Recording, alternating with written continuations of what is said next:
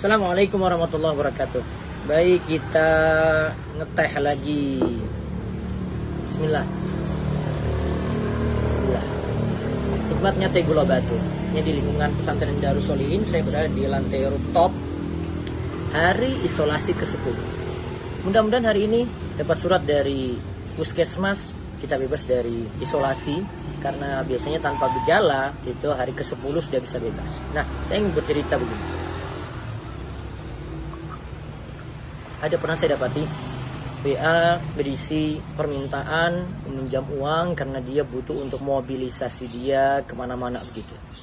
Dia seorang penggiat dakwah gitulah. Ada yang ingin bangun rumah, dia ingin mencari pinjaman pula, dan banyak kebutuhan yang lainnya.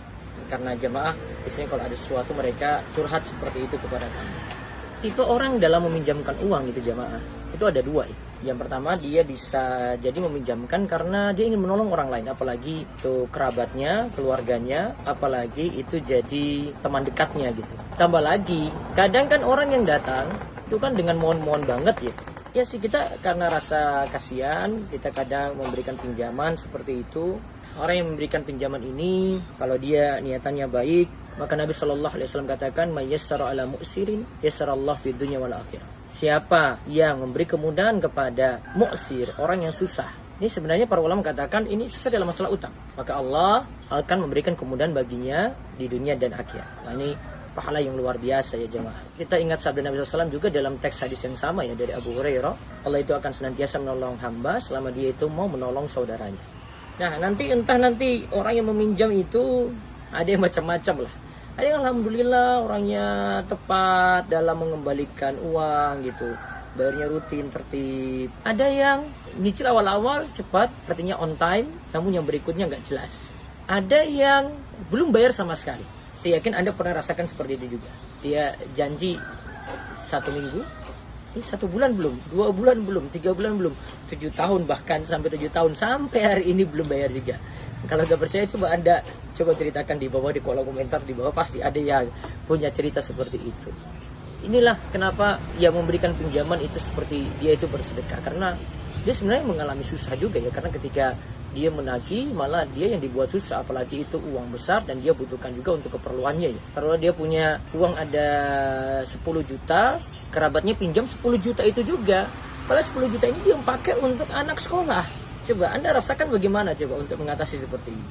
Nah, ini untuk edukasi pada yang berutang, tolonglah ingat orang yang meminjamkan uang itu, dia juga butuh perjuangan meminjamkan Anda uang, dengan Anda menganggap itu seperti uang sendiri gitu. Dan bukankah Nabi SAW itu mengancam orang yang sejari pinjam itu tidak punya niatan untuk mengembalikan uang itu. Hati-hati, dia itu akan dibangkitkan pada hari kiamat seperti seorang pencuri gitu. Tadi tafsirkan dia akan dikumpulkan bersama para pencuri. Nah, keadaan yang kedua, kalau kita dapat orang seperti ini, artinya yang ingin meminjam uang, kita kadang menimbang tidak meminjamkan gitu. Ya, kita bisa sampaikan, ini saya punya kebutuhan juga, ya memang benar ada kebutuhan. Namun kadang juga sebagai hukuman pada dia ya, karena dia jadi orang yang malas juga untuk mengembalikan uang gitu loh. Sehingga kita masukkan dia dalam daftar hitam. Dia jadi orang yang tidak amanat. Gimana kita mau beri lagi? Yang dulu dia pinjam pertama, dia nggak kembalikan. Dulu dia pinjam 2 juta. 2 juta wallahi. Sampai sekarang belum balik-balik juga 2 juta itu. Dia datang-datang mau pinjam uang lagi. Lebih banyak lagi jumlahnya gitu.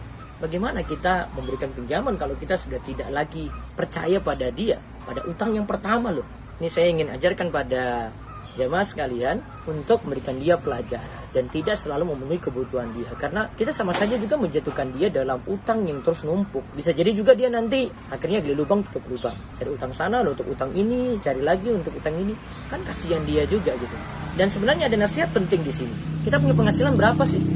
1. Yang kedua, gaya hidup saya seperti ini apa pas? Dengan gaji segini, saya gaya hidup seperti ini. Saya gajinya 2 juta tiap bulan. Kok saya paksakan kredit mobil walaupun mobil second? Pas seperti itu gayanya? Kalau tidak pas berarti gaya hidup kita yang salah. Gaji sekian, pemasukan sekian, terus ingin pinjam uang untuk bangun rumah. Nah, sekarang dia cicil berapa kali?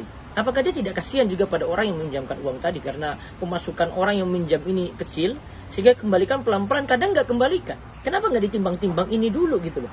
Pemasukannya bagaimana? Gaya hidupnya bagaimana?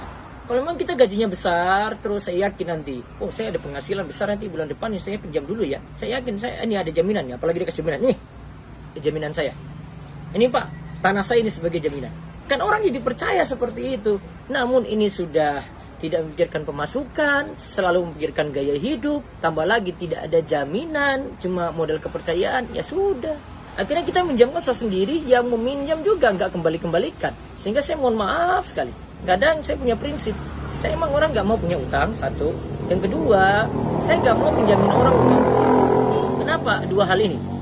Karena kalau saya punya utang, banyak pikiran juga untuk utang tadi. Makanya Nabi SAW kan berdoa, Allahumma inni a'udzubika minal ma'sami wal maghram. Ya Allah, aku minta perlindungan kepadamu dari dosa dan terlilit utang. Kemudian yang kedua, kalau punya utang pada orang lain, artinya orang punya piutang, artinya orang utang pada kita, apa susahnya? Kita susah nagihnya. Kadang kita pusing untuk nagih, kadang kita mikir panjang untuk nagih, kadang kita mau kirim pesan lagi untuk nagih, malu kita sendiri yang malu, padahal itu uang kita mau rengek-rengek, padahal depan dia juga, dia nggak punya rasa malu sekali, padahal dia itu kemarin baru beli motor baru, tiba-tiba beli mobil second baru lagi nih, lagi traveling itu kemana-mana itu, tiba-tiba ada di Bali dia, lagi liburan, ada fotonya itu pakai hotel mewah, coba Anda perasaannya gimana? Apa mau minjamkan lagi kalau lihat kayak gini orangnya, dia nggak amanat. Jadi kalau saya punya prinsip tadi ya, jangan sampai punya utang, tidak punya piutang juga. Artinya kalau ada yang minta bantuan kita, sudah kita kasih seikhlasnya. Dia mau pinjam 2 juta, ini Pak, maaf saya punya uang 200 ribu ini Pak, saya bisa bantu sekian, saya tidak bisa meminjamkan uang. Sampai ini gitu, kadang kita seperti ini jadikan edukasi gitu ya. Tapi ada orang mungkin dia pinjam lagi nanti kasih lagi ya, ini perlu diatur lagi gimana kita memberi edukasi juga pada dia gitu. Jadi prinsipnya seperti tadi. Silakan Anda komentar bagaimana tentang masalah menyikapi utang ini, namun sikap kami seperti itu. Intinya kita siap membantu orang yang punya utang, tapi zaman ini ya jadi pertimbangan banyak. Samping kita ingin mendidik orang-orang agar tidak mudah-mudahan cari pinjaman, karena jangan cuma lihat gaya hidup dong. Lihat kemampuan kita bagaimana, kemampuan kita dari sisi pemasukan bagaimana, sesuaikan itu dengan gaya hidup kita. Jadi gampangannya gaya hidup sesuaikan dengan isi dompet. Gaya hidup sesuaikan dengan isi dompet. Semoga Allah beri taufik, dan silakan komentar Anda bagaimana kalau Anda menyikapi orang yang berutang. Kami tunggu di kolom komentar. Allah ibarik.